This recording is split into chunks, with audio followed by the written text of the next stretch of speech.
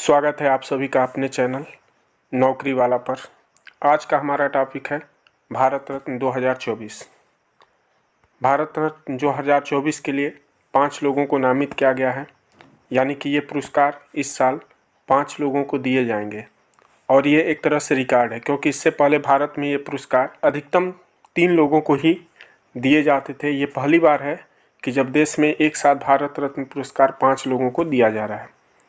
वो 5 लोग कौन कौन हैं? तो पहले हैं MS स्वामीनाथन, चौधरी चरण सिंह, PB नरसिम्हा राव, कर्पूरी ठाकुर और लाल कृष्ण आडवाणी। ये वो 5 लोग हैं जिन्हें भारत रत्न 2024 से सम्मानित किया जाएगा, जिसकी घोषणा की जा चुकी है। तो चलिए एक एक करके इन 5 लोगों के बारे में देखते हैं कि आखिर देश के लिए इनका क्या योगदान है, किस योगदान के लिए इन्हें भारत के सर्वोच्च नागरिक पुरस्कार से सम्मानित किया जा रहा है। तो सबसे पहले हम लोग देखेंगे MS स्वामीनाथन। MS स्वामीनाथन, जिन्हें कि हरित क्रांति के जनक के रूप में जाना जाता है। भारत में हरित क्रांति के जनक के रूप में MS स्वामीनाथन को जाना जाता है। MS स्वामीनाथन का पूरा नाम मनकोम्बु संबाशिवन स्वामीनाथन है। इनका जन्म 7 अगस्त 1925 को कुंभकोणम तमिलनाडु राज्य में हुआ था। ये एक आनुवांशिक एवं कृषि वैज्ञानिक हैं।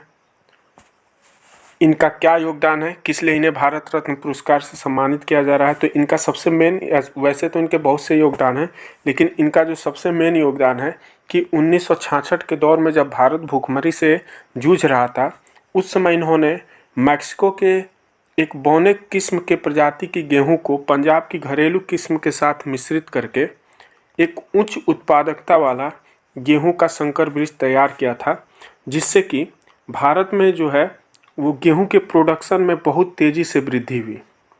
तो इन्होंने मैक्सिको के बीज को पंजाब के घरेलू किस्म के साथ मिश्रित करके गेहूं के संकर बीज को तैयार किया था।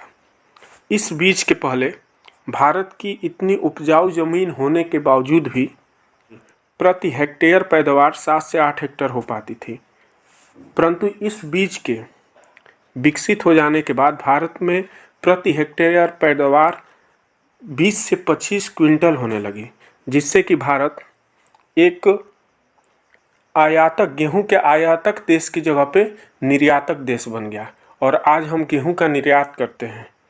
अगर इसके लिए मेन योगदान देखा जाए तो MS स्वामीनाथन का था और इसीलिए इन्हें भारत रत्न पुरस्कार से सम्मानित किया जा रहा है। इसके पहले MS स्वामीनाथन को भारत के 3 सर्वोच्च नागरिक पुरस्कार पद्म श्री, पद्म भूषण और पद्म विभूषण तीनों मिल चुके हैं। तीनों द्वारा इन्हें सम्मानित किया जा चुका है और ये चौथा सबसे बड़ा पुरस्कार भारत रत्न भी इनको प्राप्त होने जा रहा है।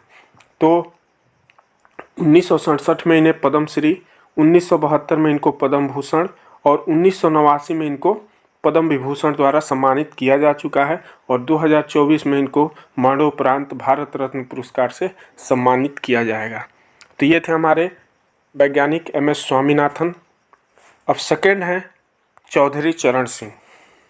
इन्हें भारत के 5वें प्रधानमंत्री के रूप में भी जाना जाता है और इनका कार्यकाल हालांकि बहुत छोटा था और ये अपने कार्यकाल में कभी संसद नहीं गए थे। तो ये भी एक क्वेश्चन बन जाता है कि कौन सा ऐसा प्रधानमंत्री है जो अपने कार्यकाल के दौरान संसद कभी नहीं गया। तो वो है चौधरी चरण सिंह। ये कभी संसद तो नहीं गए, लेकिन इनका जो योगदान है, जो भारत के वित्त मंत्री और जब उप प्रधानमंत्री रहे उस समय इनका जो योगदान है वो बहुत ही अतुलनीय है। इसी कारण इनको भारत रत्न पुरस्कार दिया जा रहा है और इनको एक किसान राजनेता के रूप में जाना जाता था। तो चौधरी चरण सिंह भारत के 5वें प्रधानमंत्री के रूप में जाने जाते हैं। इनका जन्म 23 अगस्त 1902 में हापुड़ उत्तर प्रदेश में हुआ था। ये एक किसान राजनेता हैं जो कि जनता दल पार्टी से बिलोंग करते थे। तो चौधरी चरण सिंह किस राजनीतिक पार्टी से बिलोंग करते थे? तो जनता दल से। और ये एक किसान राजनेता के रूप में जाने जाते हैं। और आज़ादी की लड़ाई में जब गांधी जी नमक आंदोलन कर रहे थे तो उस समय चौधरी चरण सिंह भी उस आंदोलन में भाग लेकर हिंडन नदी पर नमक बना करके इस आंदोलन में भाग लिया था। तो चौधरी चरण सिंह हिंडन नदी पर नमक बना करके गांधी जी के नमक आंदोलन में क्या किया था? भाग लिया था। इसके बाद 1967 तथा 1970 में ये यूपी के 2 बार CM बने। उसके बाद 1979 में ये भारत के वित्त मंत्री और उप प्रधानमंत्री के रूप में कार्य किए। तो 1989 में ये भारत के वित्त मंत्री और उप प्रधानमंत्री बनते हैं और उसी समय ये क्या करते हैं, नाबार्ड की स्थापना करते हैं। तो नाबार्ड की स्थापना इनके द्वारा की गई थी जब ये वित्त मंत्री और उप प्रधानमंत्री के पद पर थे। प्रधानमंत्री के रूप में इनका कार्यकाल बहुत ही छोटा था। 28 जुलाई 1979 से 14 जनवरी 1980 तक प्रधानमंत्री रहे, पर कभी संसद नहीं गए। तो इनका प्रधानमंत्री के रूप में कार्यकाल बहुत छोटा था, इसलिए कोई विशेष योगदान नहीं है। और इन्हें 2024 में भारत रत्न पुरस्कार देने की घोषणा की गई है, जो कि मरणोपरांत इनको प्राप्त हो रहा है। तो इस प्रकार हम लोग एम एस स्वामीनाथन और चौधरी चरण सिंह जी के बारे में देख चुके हैं। अब नेक्स्ट हम लोग देखेंगे पीवी नरसिम्हा राव। तो पीवी नरसिम्हा राव जो कि भारत के 9वें प्रधानमंत्री के रूप में कार्य किए, इनका जन्म 28 जून 1921 में करीमनगर आंध्र प्रदेश में हुआ था। 28 जून 1921 को करीमनगर आंध्र प्रदेश में इनका जन्म हुआ था। ये आंध्र प्रदेश के मुख्यमंत्री रहे। उसके बाद 20 जून 1991 से 16 मई 1996 तक ये भारत के प्रधानमंत्री रहे। इनके ही कार्यकाल में उस दौर में वित्त मंत्री रहे मनमोहन सिंह के द्वारा अर्थव्यवस्था में उदारीकरण लाया गया। उस समय जो भारत की अर्थव्यवस्था थी वो बहुत ही नीचे जा चुकी थी। भारत में कुछ भी करना होता था तो लाइसेंस लेने की प्रणाली थी, लाइसेंस के द्वारा ही कोई काम होता था। तो उस लाइसेंस प्रणाली को ख़त्म करके भारत की अर्थव्यवस्था को उदार बनाया गया, जिसमें मनमोहन सिंह जी का बहुत ही ज़्यादा योगदान था। अर्थव्यवस्था में उदारीकरण लाने के लिए एक एलपीजी रिफॉर्म लाया गया। ठीक है, एलपीजी रिफॉर्म के बारे में हम आगे वीडियो बनाएंगे डिटेल में। तो इस तरह से ये अर्थव्यवस्था में उदारीकरण आई और भारत की अर्थव्यवस्था में बहुत ही तेज़ी से सुधार हुआ। इनके इसी योगदान के कारण इन्हें भारत रत्न पुरस्कार से सम्मानित किया जा रहा है।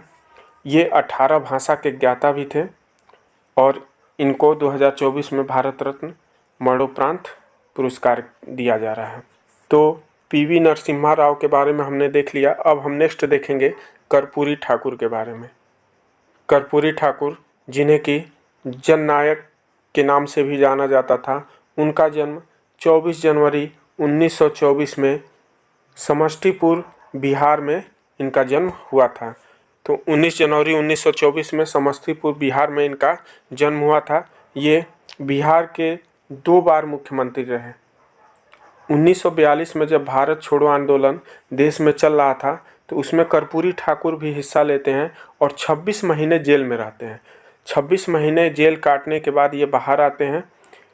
1945 में ये बाहर आते हैं। इनका योगदान देखा जाए कि इनका योगदान क्या है, तो देश में पहली बार पिछड़े वर्ग को आरक्षण देना इन्होंने ही प्रारंभ किया था। दूसरा, मैट्रिक्स तक की पढ़ाई को इन्होंने निःशुल्क कर दिया और साथ ही साथ कई समाज सुधार, गरीबों के उत्थान के लिए कई समाज सुधार काम किए और इन्हीं लोकप्रियता के कारण इन्हें जननायक भी कहा जाता था। लोग इन्हें जननायक करके बुलाते थे। तो अधिकतर इनके नाम के आगे हम लोग जननायक लगा के जननायक कर्पूरी ठाकुर बोलते हैं। तो 2024 में इन्हें भारत रत्न पुरस्कार से सम्मानित करने की घोषणा की गई है। इस तरह से ये 4 लोग ऐसे हैं जिन्हें मरणोपरांत भारत रत्न पुरस्कार देने की घोषणा की गई है। कर्पूरी ठाकुर, पीवी नरसिम्हा राव, चौधरी चरण सिंह और एम.एस. स्वामीनाथन। तो ये 4 लोग हैं जिन्हें मरणोपरांत भारत रत्न पुरस्कार दिया जा रहा है। और नेक्स्ट हमारा 5वें हैं लाल कृष्ण आडवाणी। ये भारत के पूर्व गृह मंत्री और उप प्रधानमंत्री रह चुके हैं। तो इनका जन्म 8 नवंबर 1927 को कराची, वर्तमान पाकिस्तान में हुआ था। विभाजन के बाद ये भारत लौट आए। बीजेपी को भारतीय राजनीति में एक प्रमुख पार्टी बनाने में इनका योगदान सर्वोपरि रहा। यानी बीजेपी को आगे लाने में, एक भारत देश की कांग्रेस के बाद दूसरी सबसे बड़ी पार्टी बनाने में इनका योगदान जो है सबसे सर्वोपरि रहा। बीजेपी की स्थापना के पहले जब तक बीजेपी की स्थापना नहीं हुई थी उससे पहले ये जनसंघ पार्टी के सचिव तथा अध्यक्ष रहे। तो बीजेपी की स्थापना से पहले ये जनसंघ पार्टी के सचिव तथा अध्यक्ष रहे और जब 1980 में बीजेपी की स्थापना हो जाती है तो 1980 में बीजेपी की स्थापना के बाद ये 1986 तक 80 से लेकर के 86 तक ये बीजेपी के महासचिव थे। उसके बाद 1991 में ये बीजेपी के अध्यक्ष रहे और 2008 में जब लोकसभा चुनाव होने थे तो उस समय ये घोषणा की गई थी कि जब अगर बीजेपी 2008 के चुनाव में जीतती है और पूर्ण बहुमत से आती है तो उसमें लाल कृष्ण आडवाणी को प्रधानमंत्री बनाया जाएगा, परंतु ऐसा हो नहीं सका। इनकी सबसे फेमस जो है 1990 में सोमनाथ से अयोध्या राम रथ यात्रा जो थी वो सबसे फेमस थी। ये रथ यात्रा देश में हिंदुओं को एकजुट किया और साथ ही साथ बीजेपी को देश में एक नई पहचान दिलाई, एक हिंदुत्व पार्टी के रूप में बीजेपी को पहचान दिलाई। तो इन्होंने पूर्व गृह मंत्री और उप प्रधानमंत्री रहते हुए अटल बिहारी वाजपेयी की सरकार में बहुत सारे सामाजिक कार्य किए, जिसके लिए इन्हें भारत रत्न पुरस्कार से सम्मानित किया जा रहा है। तो हमने देखा कि टोटल 5 लोगों को ये पुरस्कार दिया जा रहा है, जिसमें से 4 लोग को मरणोपरांत दिया जा रहा है और लाल कृष्ण आडवाणी जी को दिया जा रहा है जो कि अभी जिंदा हैं। तो हमने भारत रत्न 2024 के पुरस्कार के बारे में पूरा डिटेल से बताया। वीडियो आपको कैसा लगा कमेंट बॉक्स में ज़रूर बताएं और किस तरह का वीडियो आप किस टॉपिक पे वीडियो चाहते हैं ये भी कमेंट बॉक्स में ज़रूर बताएं।